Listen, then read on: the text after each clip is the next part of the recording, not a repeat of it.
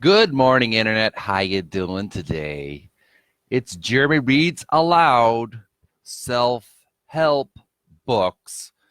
And on this stream, I read books of encouragement to motivate you to be the best version of yourself. We're reading the final chapter of the book, King, Warrior, Magician, Lover, Rediscovering the Archetypes of the Mature Masculine by Robert Moore and Douglas Gillette. Get the book yourself. There's an Amazon link in this description and buy the book for your own personal studies. But I'm reading the book for you so you can benefit from it right now. Chapter 9, The Conclusion, Accessing the Archetypal Powers of the Mature Masculine. Here we go on page 143. Enjoy. When Lord of the Flies, William Golding's classic novel about English schoolboys marooned on a tropical island, was recently redone in cinematic form. Critics of the new movie asked why the story had been remade. Even though the latest film version of Golding's story may not be the best cinema, the answer is that this work, in whatever form, speaks directly and powerfully about the human situation on this planet. It may be that there never has been a time when the archetypes of the mature masculine or the mature feminine were dominant in human life. It seems that we as a species live under the curse of infantilism, and maybe always have. Thus, patriarchy is really a quote-unquote purarchy. For example, the rule of boys. And perhaps our human world has always rather resembled Golding's Island. But at least there used to be structures and systems, rituals for evoking a greater level of masculine maturity that seems to be the rule in our anti-system, anti-ritual, anti-symbol world today. At least there were at one time sacred kings upon whom the men in the realm could project their inner king, and page 144. And thus activate the masculine energy form indirectly in themselves, certainly for both good and ill. There was a time when the warrior energy was active and effective in shaping the lives of men and the civilizations they built, and though always prerogative of only a few, the magician was available to help individual men with their life problems and to gain for the society some control over the unpredictable world of nature.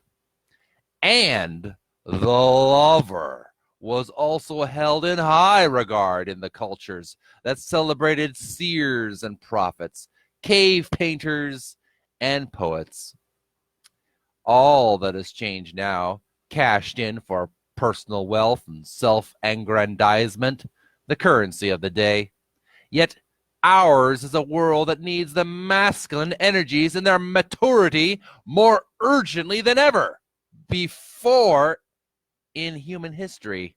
It is a strange irony that at the very moment when all of civilization seems to be nearing its greatest initiation ever, from a fragmented tribal way of life to a more whole, more universal life, that just at this moment, the ritual processes for turning boys into men have all but disappeared from the planet.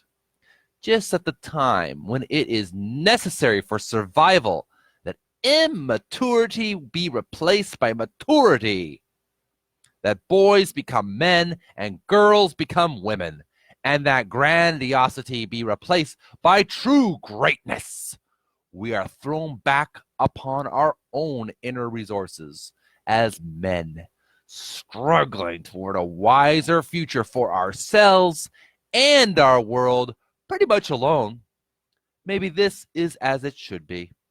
The evolutionary process has placed the powerful resources of the four masculine archetypes within every man and has called upon them in different periods of human history to solve difficult problems and to dare the unthinkable, to organize laws out of chaos, to stimulate enormous outpourings of creativity and generativity, like those that produced early civilizations, to gain some capacity to steward nature, both inner and outer, and to arouse tender appreciation and relatedness. Perhaps this growth process of our species has also arranged for the radical, internalizing and psychologizing of these forces in modern men. If ours is an age of individualism in the deepest as well as in the most shallow sense, then let us be individuals.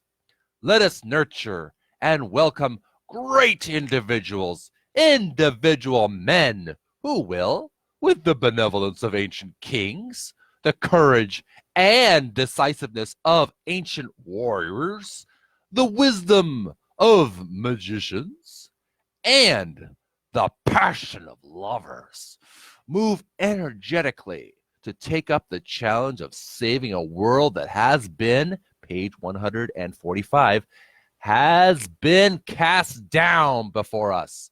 There are certainly global needs and work enough to keep every man busy for the foreseeable future. Our effectiveness in meeting these challenges is directly related to how we as individual men meet the challenges of our own immaturity.